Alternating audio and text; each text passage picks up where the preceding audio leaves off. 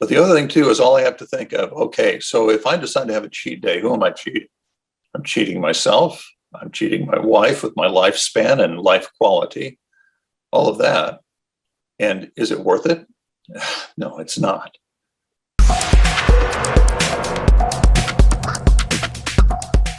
We have Raymond or Ray in here today. He's going to share, looks like a pretty interesting story. So, okay, how copy? Good morning. Well, where are you located? Do you go by Ray or Raymond? I go by Ray. Oh, perfect. And, yeah, we're located in Virginia, right along the Chesapeake Bay. Very nice. I hear it's a beautiful area there. So, but anyway, well, why don't you just give us a little bit of your background, if you don't mind? Okay. I guess background before all of this, been a soldier, did a fair amount of Japanese jiu-jitsu, quite different from your BJJ, but had a lot of fun playing chess at 100 miles an hour, and generally had been quite fit. And long story short, as I think where I first began noticing the effects of bad diet and that, though I didn't know it was my eyes. Very, very bad posterior uveitis, et cetera, et cetera. That led to large doses of prednisone. And I remember the doc looking me in the eyes and saying, look, you're going to get fat. You're probably going to be obese. And of course, I started laughing. I said, no way, doc. I'll just double up in the gym after PT, because I had a knee injury and it'll come right back. And he said, no, it won't.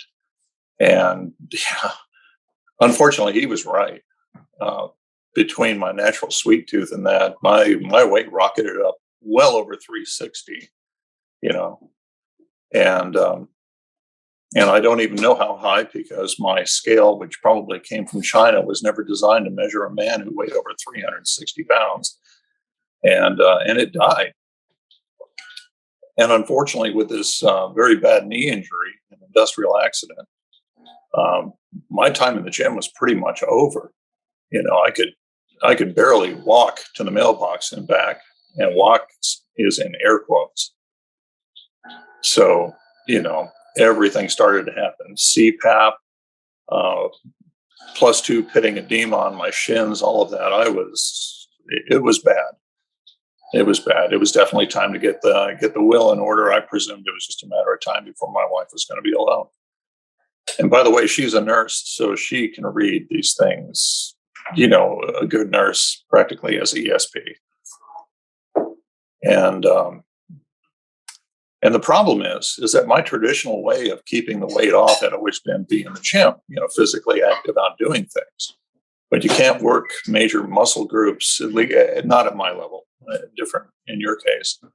If one leg is dead, I can't really exercise the way I was used to, which was legs heavy. And, well, let's just say I pretty much figured that life as I knew it was pretty much over. And as you can imagine, I despised being obese. I mean, I really did. It interfered with everything. And then one day I was talking on the phone with a good friend of mine, Al. And Al is probably, 5'6", 5'7". And we're about the exact opposite types. And when Al said, hey, Ray, have you considered keto? I hadn't heard of carnivore at that point. And I thought, oh, God, Al, you've got to be kidding me, a fad diet? But I said, okay, well, where are you getting this information from? Because like I said in my bio, I'm more of a why guy. I want to know, why does this work? If it doesn't work theoretically, I have, no reason to think it's going to work practically. And so went online, and the real switch for me was Al lost 25 pounds his first month. After that, by the way, he started hitting weights. By the time he was done, he lost 45 pounds. He's half my size, so that's like me losing 90. And between that and the weights, Al started to look like Al's street savvy, tough brother. Yeah. Well, once I learned about the hormonal response of the way I was eating, insulin, all the things that we in the community know about, and how that was telling my body to store it as fat and not release it as energy. Now I knew why I was tired and hungry and fat. So I thought, hey, what the heck? I'll try this. I'll go a week, maybe two. What's my default position? Bacon and eggs. I can live with that. Well, I was shocked. Um, I graph everything, and I saw weight drop like this. I was also type 2 diabetic, and I saw my blood sugars coming down.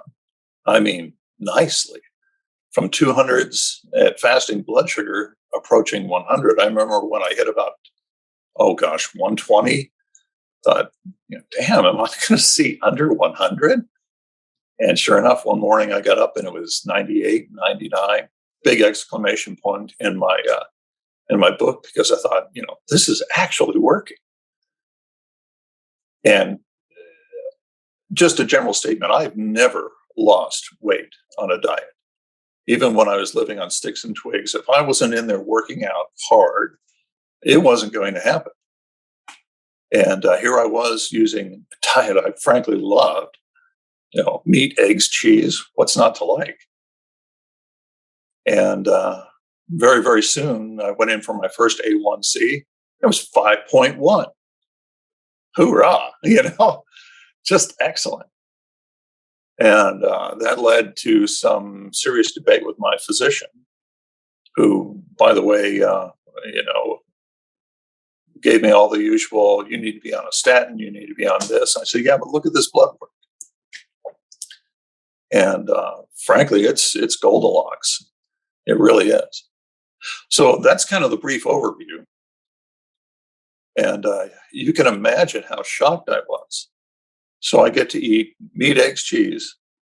I'm no longer type 2 diabetic. 5.1, that's pretty doggone good for a first try. And suddenly my clothes went from, I was wearing triple X, and I was right on the edge. I had to exhale to put on triple X bib overalls, because it was about the only thing that fit when I was fat. And the only downside was I had to replace all my clothes, everything. So we'll take that downside, I think. Yeah, I think the trade-off is well worth it. Where are you at right now? You said you peaked at somewhere above 360. Where are you currently sit at?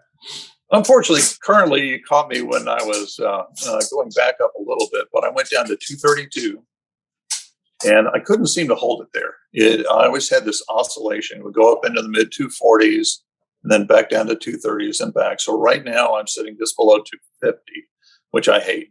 But I have to admit, that's my fault. I'm doing almost no exercise along with this. So I don't know. I'm sure you have thoughts on that.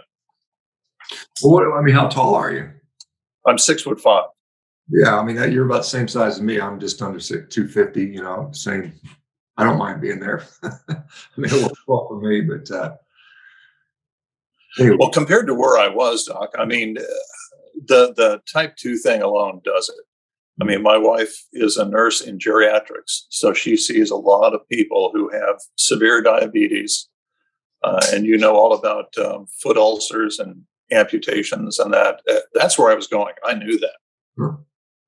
So you can imagine, even before I knew anything about insulin response and all that, I wasn't happy with, yeah, you've got diabetes, but we'll manage that. Sure, yeah, we're going to manage the plane crash. It's like, how do we fix this? It's like, well, it'll never be fixed. Really? So, because you said, your physician, you lost all the weight, your A1C is normal, and he said, well, you need to be on statins. Did he have any commentary about losing the weight and the A1C coming down? Was that not even discussed? It wasn't even discussed. And don't get me wrong, I enjoy talking to her. She's a wonderful conversationalist. But, that's not what I'm paying for. And when I hear right away, it's like, you can't do that. You need, heart-healthy vegetable oils, blah, blah, blah, all of that. It's like, I'm sorry, at this point, I've spent most of the last 2 years reading everything I could find on it. Your book, Dr. Jason Fung, Dr. Berry, on and on, Nina Teicholz, and she was just a riot. When I got to the part about what were formerly vegetable-based machine oils being used for diet, It's like, holy cow, that's the stuff I used to pursue. I believe that doing all my cooking in these quote heart healthy oils, well, no, that's part of the problem. Well, how do we know? I mean, have you been able to assess your cardiac function in any way with, uh, I mean, how do we know your heart is good or bad, or have you looked at that at all? Unfortunately, where I live way on the country, the idea of getting a CAC score, and had I known about that, I probably would have gone out to a city and gotten a baseline, but I don't. All I know is my ability to work, my ability to do almost anything is just light years ahead of where it was 3 years ago. And I know that's very anecdotal. Um, Well, but but it's very relevant to you, and I think this is the concept that a lot of people fail to realize is, there's a lot of studies out there, many of which are not applicable to yourself unless you're, in the particular group doing the exact same thing, and a lot of people, like I said, it doesn't match for them. So your own, I mean, clearly, I mean, it doesn't take a doctor to tell you you're healthier than you were, 3 years ago, or whenever you were 300 right. pounds, right? So that's pretty straightforward, I think. How did the family take the diet? Were they supportive from the beginning, or did they say they have some hesitations about, hey, you're eating all this bacon and eggs all the time? Well, it depends. The first week was kind of, my wife and I both knew it was an experiment. And at the end of the first week, she could already see the differences. Weight coming down, blood sugar coming down. My BP has been horrendous since in my 30s, and that's still a little high. Okay, I can get up into the 140s over 80 something. But compared to, well, you're a physician, you'll get this when you send your nurse in to take vitals, and all of a sudden they're pumping that up, and you see the eyes roll, and they get the smile. Sir, maybe you should sit down. In fact, maybe you should lay down. We'll give you a few minutes to relax, and I'll come back in. And they go on the whispering. And my wife was actually working at that facility at the time before we were married. And she says she remembers coming in, and it was just deadly high. And I have no idea what the numbers were, but it was enough that they took it in and right away said, we need to get this fixed. That was probably 10 years ago. Probably systolic over 200 probably would be the case. Yeah, that was the type of numbers I was hearing. And of course, my is it diastolic? The second number was, well into the 100s, very deep. Right. Yeah. Yeah. Yeah. I can remember having patients come in with blood pressures well above 200, and we would just send them to the ER. Like, you gotta get this. So yeah, that can be very troubling. So it's pretty close to normal now, 140, which is a huge improvement for sure. And Yes. and blood pressure is one of the significant risk factors for cardiovascular heart disease, or cardiovascular events. So you've already decreased that significantly. The diabetes going away is significantly decreased at the obesity. So the sort of the risk factors for heart disease are all going away, for the most part. And then, it's like you have this one sort of cholesterol factor, which is part of the equation, but it's not the whole equation. There's a lot of nuance to that, which I think a lot of people fail to, want to discuss. It's too much work, I think, for a lot of people. So at what point did you know that this is something that I can stick with? Because a lot of people will criticize this and say, well, it's you lose weight in the short term, but it's not sustainable. And, in the long term, you're going to kill yourself, which I think is complete nonsense. But anyway, Right. what did you say? I mean, are you convinced this is something you can stick with for the duration, or what are your thoughts? I don't think there's a problem at all with it, frankly. We like our food, but I've got a smoker, I've got a sous vide, I've got this and that. Funny thing is, my taste had changed. I lived mostly on rice and something and veggies. And like I said, seriously, 10 years ago, if I ate a pound of meat a week, it was a heavy week. It was more a seasoning kind of. I did a lot of work in Asia. That's where I picked that up. But now it's not unusual for us to toss in a couple of pounds of meat, pre-cook it in the sous vide. And I guess the short answer, instead of my usual long answer, is I see zero problem with this. The food is delicious. And satisfaction. I didn't realize that my entire diet was basically being driven by a sweet tooth. that big plate of basmati rice that I loved and all that. Well, sure. I mean, what is rice but a bunch of sugar molecules hand to hand?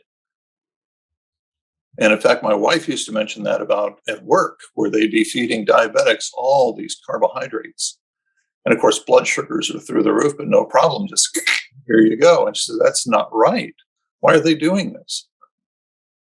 And that was in the back of my head because she's a very smart lady. And I'm thinking, well, fundamentally, I'm doing that to myself.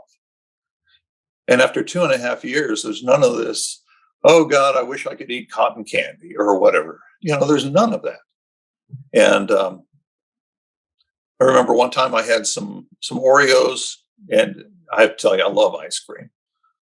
But, there are keto products that are heavy cream and all of that and zero sugar. And so if I'm really thinking I need that, I need it, want it, I can do that. So to me, this is eminently doable and pleasurable. So it's always easier to do something if you actually enjoy it. But the other thing too is all I have to think of, okay, so if I decide to have a cheat day, who am I cheating? I'm cheating myself. I'm cheating my wife with my lifespan and life quality, all of that. And is it worth it? No, it's not. Yeah, that's the thing is, you can kind of, the outcome, and is it worth it? And you just kind of step back and reflect. Many times you decide, no, it's not worth that. Did you notice any change in sort of mental outlook? Had it affected you? Because I mean, I can imagine being 360 pounds and swollen legs and, can't really, oh yeah, can't even get out of the house hardly. How's this affected your mental health? Well, number one, I was already experiencing some cognition issues. My cognitive things were beginning to fade. I can remember one particular introduction to somebody who came through the company I was working at that time. I'm retired now. And I was inside listening to basically word salad coming out. I mean, I moved like a marionette. I sounded like an idiot. And I was inside and it was like I couldn't stop. That was horrifying because we all know where that goes. And I don't have that now. Let me give you some examples. My wife was noticing things like, credit cards. I'd go to the gas station. I'd buy gas on the debit card. I'd come home. The credit card's still back at the gas station. We could have been financially ruined in a flash. And that was strictly because I could not focus. That's not the case anymore. I mean, we're all human. We all miss things here and there, but not like that. And that wasn't something that occurred now and again. That was something that was occurring increasingly, pretty much constantly. And that by and large has cleared up. The other thing I notice is greatly improved short-term memory. It used to be if I had a series of numbers or an address, I write everything down anyway, but I had to do it back then because not only would I not remember the numbers or the address, I would totally forget that I even had any reason to have anything to do with it. And when I began noticing it was, for example, I'm a ham radio operator, and a friend would say, hey, meet me on such and such a frequency. Okay, so I'd go back and dial it in. Before, I would have had to write it down and set the dial looking at the paper because my memory was that bad. And that's greatly improved. And the ability to concentrate long term, that's a huge difference. I mean, try being an engineer with cognition issues and bad eyesight. That doesn't go very well. Yeah, I can imagine. And we look at the, because we see a lot of people with diabetes that head to and develop dementia, and right. It's kind of where you're sort of seeing that with the short-term memory loss and the cognitive struggles, and so it's good to see that's cleared up largely, and that's a huge benefit. People that haven't seen, have you run into people that haven't seen you in a year or whatever, and are they sort of surprised when they see you now 120 pounds down or whatever you are? Right. Yeah, definitely seen that. Family members. In fact, the only other time I've ever been on Zoom, the comment right away was, holy cow, So what's going on with your weight loss? And in fact, the other day, my wife and I were out around our little community here by the bay and met somebody I haven't seen in person in probably a year.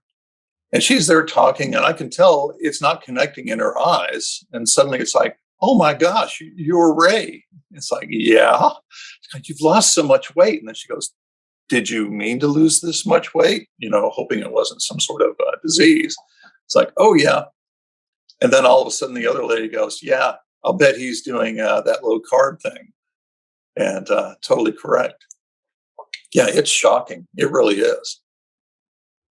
Yeah, it's interesting because a lot of people are so critical of low carb diets, and it's not because they don't work. It's just because there's for whatever reason they don't like them. They think it's for some. And I think whatever works for a person, you should be happy for them, and rather than sort of complain about how they did that. Because you'd mentioned you did the twigs and leaves or whatever, the sticks and twigs. Oh yeah. Yeah. Why do you think that didn't work for you? What was the problem with that? Were you always with hunger all the time, or what was going on? Well, I wonder, and this is just my layman's opinion, but sure, I was pounding it out in the gym, and I was following the direction of, okay, you want 6 meals a day, small meals. If it's within half an hour after working out, you can take carbs because your body will immediately burn it. And again, that's not what we're doing now. But what was funny was, what am I doing? I'm spiking insulin 6 times a day. I'm probably eating before bed and barely even hitting my sleeping fasting period. My body had no reason to go find fat to run on, which I was a virtual gas station of that. And see, that was probably the key for me, was when taking a look at that reaction of, gee, well, if I eat X, my insulin goes through the roof and says, oh, we need to store that. So, of course, I'm tired because I'm not getting energy. The first time when I had been off of my high carb, maybe 3 days, 4 days, it felt like a rush. I don't know how to explain it, but maybe my body looked around and said, wait a minute, we're not starving. Look at all this fat. I mean, if we pull this off, we'll eat like kings. And that was another aspect too, was endurance, was very, very poor. And I'm talking about at work. Generally speaking, I was cycling maybe an hour, 45 minutes between sweet coffee and a muffin. And so I'd have to set everything up so that in less than 2 hours, I was down there having sweet coffee to get that sugar to give me the rush, and the muffin for a more intermediate term of keeping my energy high. That's all I had to work with at the time.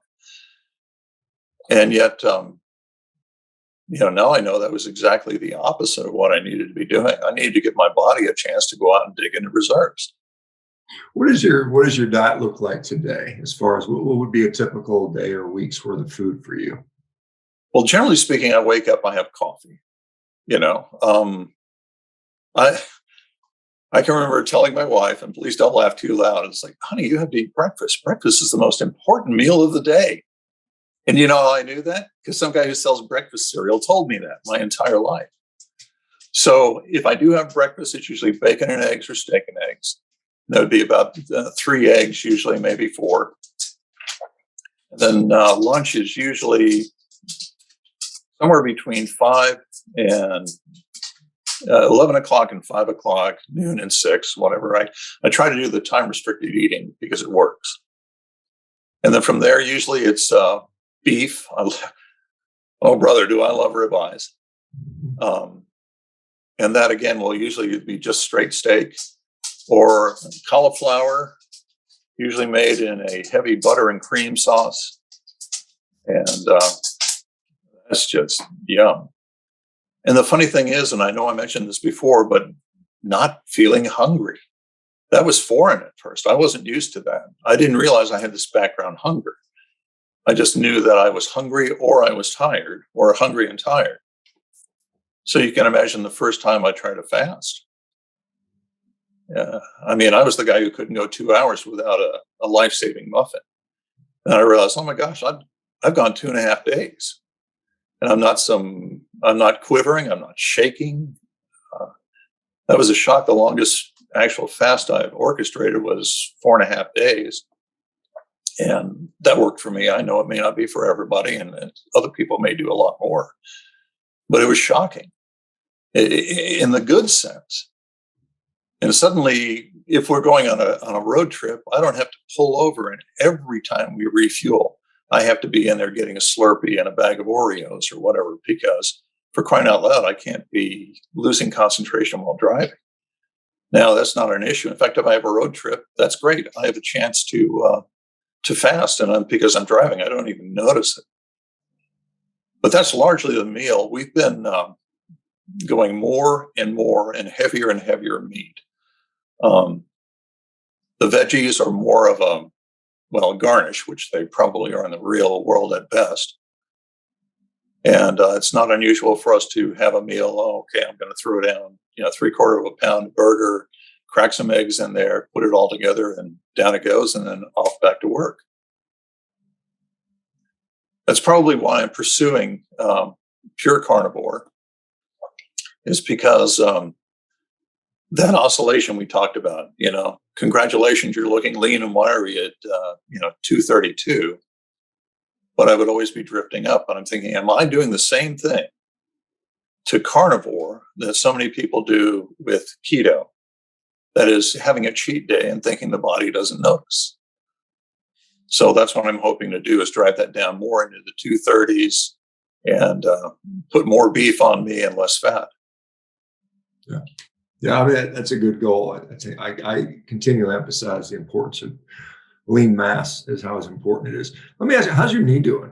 I mean, does the knee pain improve? Oh yeah, the pain is virtually gone unless I do something foolish like forget it. It's an industrial injury, and in short, I was down in a machine and the leg got twisted and out this way. And being an industrial injury, they didn't do much about it. That's a long story, best we don't go into for legal reasons. But the overall aches and pains, I had testosterone poisoning as a kid, motorcycles, martial arts, all that. So I definitely have reason to have aches and pains. My pain level dropped to virtually so close to nothing. It's not an issue. It does not interfere with life. The problem with the knee is been told point blank, don't walk, don't exercise that knee, no leg extensions, because it was never really fixed. It was just basically repaired. Some of the bone shards and things that were loose in there were taken out. But the fact is that, at that time, I'd take the lawnmower 3 times across the lawn and have to take a breather, and then 3 more times and take a breather. That's not an issue now. I mean, I can pretty much walk as much as I want, slowly and carefully on flat ground. But I've been told it's pretty much for life unless they replace the knee. And as you can imagine, I'm concerned about that, because I have friends who had that done and they were part of the local 20%, let's say, that it didn't go so well.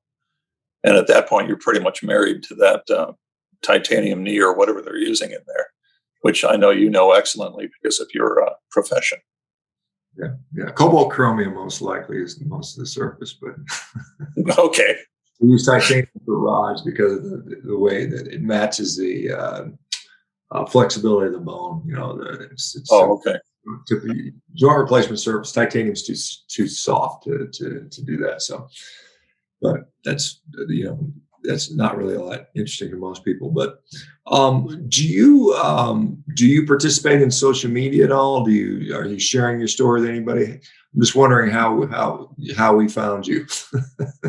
Well, it came up from, again, I was running down the list of Dr. YouTube. And of course, Jason Fung right up there, Dr. Berry, Dr. Boz a little bit. And then I kept coming across you. Mm-hmm. And I thought, who's this wild man who says eat meat, and only meat? I'm thinking, that's because all my life I've been conditioned that that's nuts. Well, by then I had enough foundation to understand what we were probably going for with that. And so the more I saw, I'm 10 years older than you are. And when you started talking about, look, you need muscle mass and you need bone density and you need all these things. Otherwise, fundamentally, your old age is going to be a living hell. And so that's what's drawing me in is let's take this to the next level. This has worked so well so far that I'd rather be that 75-year-old who's walking around with my younger wife, 65, on my arm, and we're both healthy. And by the way, you were asking about family participation. Man, I know why I married my wife, because 2 weeks in, I opened the closet and all the junk food, even flour and all of that, it was gone. She pitched it, and she's taken off significant weight. I mean, really, she has a great figure. And not to brag too much, but at work, it's like, Karen, you're like a stick. This can't be healthy. You hear from somebody who's obviously got serious metabolic issues. And no, she's probably looking like she's supposed to look as a healthy human being. So that helped tremendously. I can't imagine running 2 diets in the same house. Yeah, that is challenging. I'm very fortunate. My partner is she's probably 95% carnivore. She was, and it was funny when I met her. She had been a vegetarian, just sort of leaving vegetarianism. This was about a decade ago, and slowly has transitioned, and now she just craves steak, like and so that's her favorite meal for sure now. So she eats pretty much that, maybe a little piece of fruit here and there, but other than that, she's pretty good, and she does great. It's really great to see how it's nice to have 2 people that are healthy in the household, and it makes Right. Well, you can imagine this lurking specter of, okay, well, sooner or later you're going to be on insulin, Ray, and we're looking at that going, we can't afford this. I'm not some hotshot engineer anymore. I mean, I'm the old guy out working on the lawn and totally enjoying it. And so when suddenly we realize, don't need it, don't want it, and everything that goes with that. Why don't you let me just ask you to finish up with this. So if someone was, in your situation, how would you get them to start, or how do you convince someone it's worth trying? What are your sort of advice to somebody that maybe in a similar situation to you? Well, straight away, with me, it would be what the high carbohydrate diet does to cause, the weight gain. And understanding that it's not just fashion. We're not doing this just to look better. The fact of all the damage it does. I mean, I'm a poster child for bad eyes because they're still damaged, but much better than they were. There has been a small amount of improvement.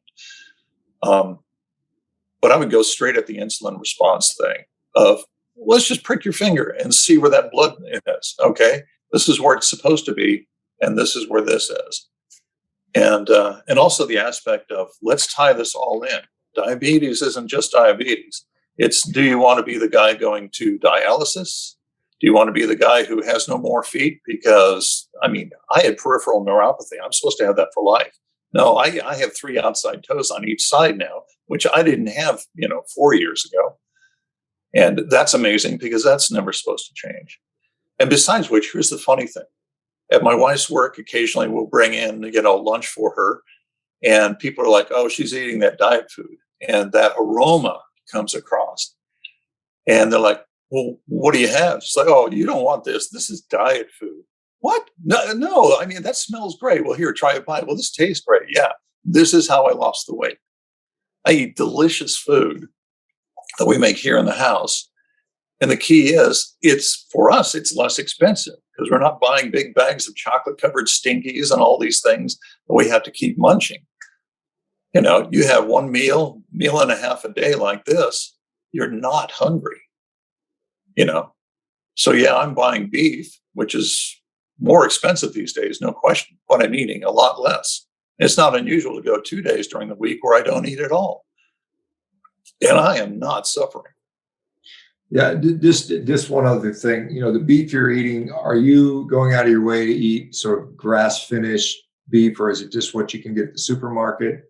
Supermarket beef, and we're doing that primarily so we can have enough beef on our budget. I mean, we're not suffering by any means, trust me. But it's kind of like, okay, if I have a 90% solution, but I can do it at this expense, do I want the 100% solution for this much more?